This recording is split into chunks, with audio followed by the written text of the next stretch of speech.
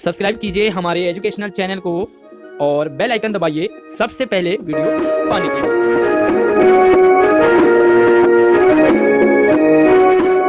प्यारे बच्चों, स्वागत है आप सभी का आपके अपने एजुकेशनल चैनल में। मैं हूं आपका आशीष सर और आज की वीडियो आपके लिए बहुत ज़्यादा इम्पोर्टेंट होने वाली है। बात करने वाला हूं मैं सैंपल पेपर की 2020 और 21 का, और ये रहेगा आपके लिए हिंदी सब्जेक्ट का क्लास 10th, यानी कि जो आने वाला आपका बोर्ड का एग्जाम है वो कैसे आपके पास पेपर आएगा, क्योंकि पैटर्न आपका बहुत ज़्यादा इस बार बदला हुआ है। तो चलिए वीडियो को लाइक अभी कर दीजिए, चैनल को सब्सक्राइब करने के बाद बेल आइकन भी जरूर प्रेस कीजिए, क्योंकि सबसे पहले आप तक वीडियो पे पहुंचे, नई अपडेट मिले। तो ये पेपर आपके लिए रहने वाला है 80 मार्क्स का, जैसे कि आपको ये पता ही है, और ये 3 घंटे का होगा। तो काफ़ी कुछ चेंज है इस बार, वो सबसे समझते हैं कि ये पेपर जो है वो इम्पोर्टेंट है कि 2020 और 21 का ही है, यानी कि आने वाला सेशन। सबसे जो पहला सवाल है वो आपके पास आएगा इस बार अपठित गद्यांश में, और अपठित गद्यांश आपको पता है कि गद्यांश आपको दे दिया जाएगा और वो आपके लिए 5 नंबर का रहेगा। सारे जो आपके हैं वो मल्टीपल चॉइस यानी कि MCQ टाइप के हैं,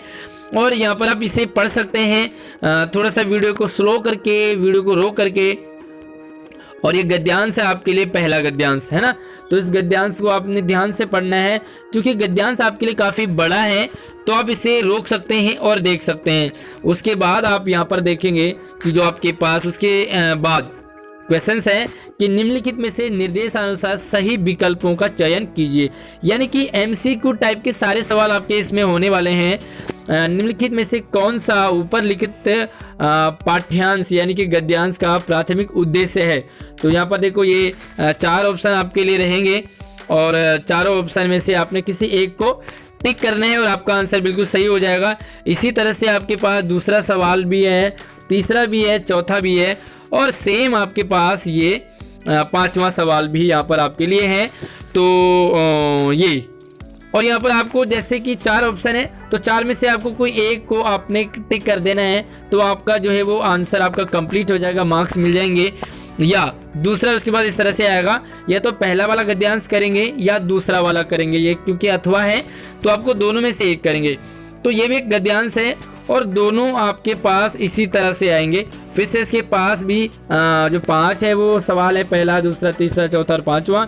इसमें भी आपके लिए मल्टीपल चॉइस क्वेश्चंस हैं, यानी कि 5 सवाल होंगे और सब प्रत्येक सवाल के 4-4 ऑप्शन होंगे, और किसी एक को आपने टिक करना है, राइट करना है।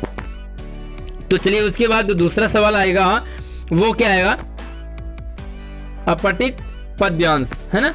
तो अपठित पद्यांश आएगा, और यहाँ पर आप देख सकते हैं कि ये एक कविता रहेगी जो कि आपने पढ़ी नहीं है, यानी कि आपके सिलेबस से नहीं आएगा। ये नई कविता रहेगी जो कि आपने पढ़ा नहीं है।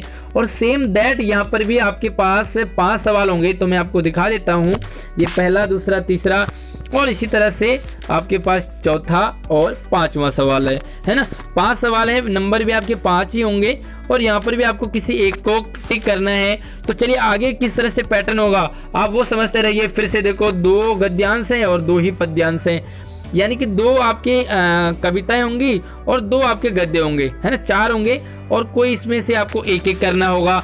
तो चलिए ये भी सेम है, आपके पास 5 सवाल हैं और इसमें से भी आपको कोई 4 करने हैं। अब आप यहाँ पे आ जाइए, जो दूसरा है आपका तीसरा सवाल, दूसरा पार्ट वो रहेगा आपके लिए ग्रामर का।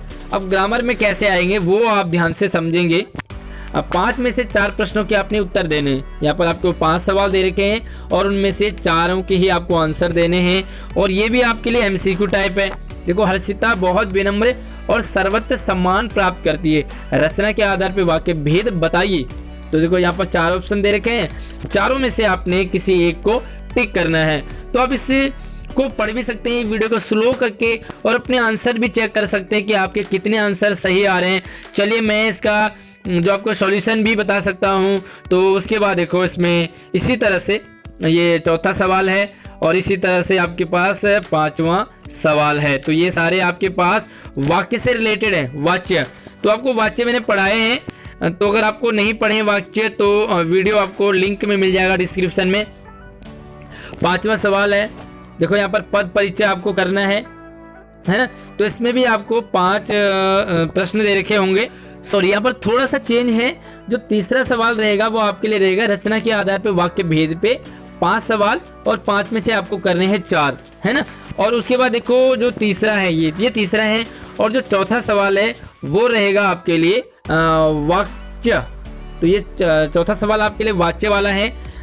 इसी में भी सेम 5 सवाल होंगे और आपको 4 करने हैं।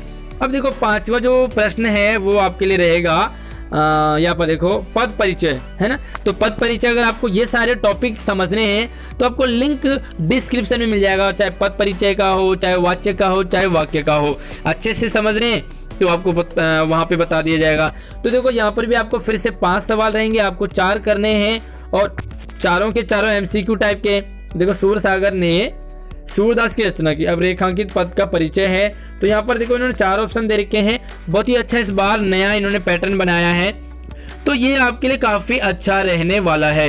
अब इसमें भी आपको 5 सवाल होंगे। तो देखो ये पांचों में आप ध्यान ये आपको समझ आ गया होगा कि सभी के MCQ टाइप हैं, है ना। ये काफी अच्छा रहने वाला है आपके लिए। अब जो छठा सवाल है वो आपके पास आएगा कि 5 में से ये आपके लिए रस। तो रस टॉपिक भी आपको पढ़ा दिया है। कुछ भी आपको समझना है तो आप जरूर कमेंट में भी बता सकते हैं, जो भी आपको टॉपिक समझ नहीं आ रहा होगा। तो यहाँ पर भी देखो भय की अधिकता किस रस की निष्पत्ति होती है, तो किस वीर में, करुण में, भयानक में, रौद्र में। तो किस में होती है ये? भयानक में होती है ना। इसी तरह से देखो निर्वेद रस का स्थायी भाव कौन है, तो निर्वेद का शांत है ना। इसी तरह से आप जो है अपने वो सारे आंसर इसमें देख सकते हो। और ये भी 5 सवाल हैं। अब जो 7वां प्रश्न है वो आपके लिए आएगा पाठ्य पुस्तक में से, यानी कि ये तीसरा पार्ट है पाठ्य पुस्तक। बोली तो क्षितिज कृतिका आपके, और यहाँ पर देखो 5 सवाल हैं, तो आपको 1-1 नंबर के आएंगे। यहाँ पर ये पैसेज है और इस पैसेज को आपने पढ़ना है, और पैसेज को पढ़ने के बाद फिर से देखो यहाँ पर 5 सवाल है, तो आपको ये भी MCQ टाइप है। लेखक ने बाल गोविंद भगत को साधु क्यों कहा, तो वे साधु के समान दिखते थे, मोह माया से दूर थे, सच्चे साधु जैसा विचार करते थे, आचार विचार, या वे किसी से झगड़ा नहीं करते थे। तो यहाँ पे देखो आपके MCQ टाइप है, ये भी तीसरा चौथा, है ना। क्लियर है। अब ये 5वां सवाल है। अब जो 8वां सवाल रहेगा वो सेम जो है इसी तरह से है। अब आपको निम्न के प्रश्नों के उत्तर देने विकल्प में से। नेताजी का चश्मा कहानी में कैप्टन कौन था, है ना। तो कैप्टन कौन था? हवलदार था, पान वाला था, चश्मे बेचने वाला था, या अध्यापक था। तो ये भी आपके लिए MCQ टाइप है। 9वां सवाल देखो, पद्यांश को पढ़ करके आपने प्रश्नों के उत्तरार्ध सबसे उचित विकल्प चुनना है। तो यहाँ पे देखो ये फिर से देखो ये गद्य है, सॉरी पद्यांश से कविता है, हमारे हरी हरील की लकड़ी।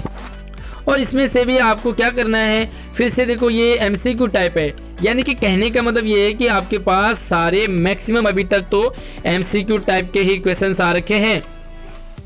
अब इसमें भी 5 सवाल हैं। अब जो 10वां है वो यहाँ पर थोड़ा सा चेंज है। देखो यहाँ पर क्या है, अब ये चैप्टर वाले सवाल हैं, है ना। पहला सवाल है कि क्रोधित होते हुए भी परशुराम जी ने लक्ष्मण का वध क्यों नहीं किया। अब यहाँ पर भी देखो आपके पास MCQ टाइप है, 4 ऑप्शन है, चारों में से आपको एक टिक करना है। तो चलिए 10वें का पहला, दूसरा है, 2 सवाल है। अब यहाँ पर देखो वर्णनात्मक है, थोड़ा सा एक्सप्लेन वाले सवाल है आपके लिए।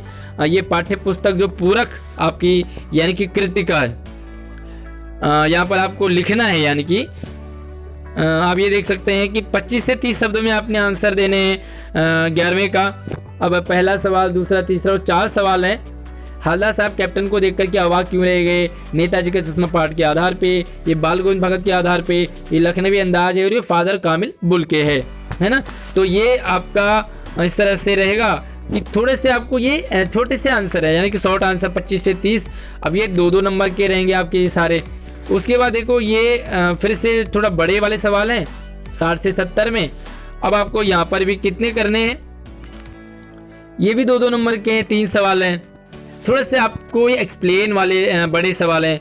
उसके बाद जो 13वां प्रश्न है वो निम्न के प्रश्नों में से किन्हीं 2 प्रश्नों के उत्तर लगभग 50-60 शब्द, 40-50 शब्दों में देना है। तो ये माता का आंचल से आ गया है, और ये रहेगा आपके लिए 3 नंबर का। और इसी तरह से इसमें दूसरा सवाल भी होगा, यानी कि 3 सवाल देखें आपको 2 करने हैं, और तीनों जो है आपको 3-3 नंबर के सवाल आपके होंगे, और तीनों सवाल आपके कृतिका से होंगे। क्लियर है।